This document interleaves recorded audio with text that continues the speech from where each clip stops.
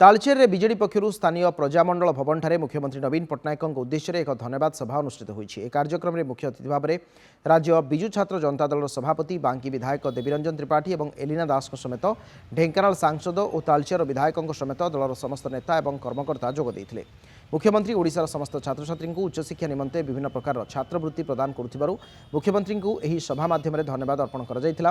एही अवसर एक विशाल मोटरसाइकेल शोभायात्रा स्थानीय जगन्नाथ मंदिर परिसर बाहरी सहर परिक्रमा कर सभास्थल ठारे पहुंचीला। मुख्यमंत्री कृतज्ञता ज्ञापन कर निर्वाचन मंडली तरफ धन्यवाद ज्ञापन करुँच एक राज्य जो राज्य रे दिन थिला खाइबा विहुने लोक नष्ट होते आज से अवस्था ना लोक मैंने आज सरप्लस रे अच्छा।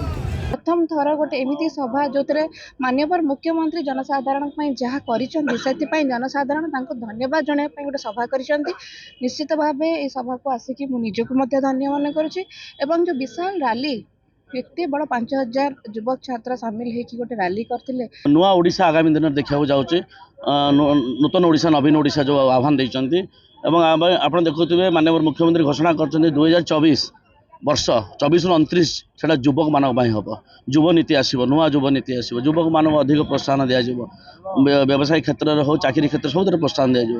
तेणु जिते आम चिंता कलु माननीय मुख्यमंत्री निजे एत कथा चिंता कर युव छात्र मान आम कौन साधारण गोटे धन्यवाद देले उत्साहित कर से परिप्रेक्षी आज पालड़ा ठारे एक विशाल युव छात्र धन्यवाद सभा होता है। तालचेर आज युव छात्र समाज विशाल शोभा यात्रा होता है।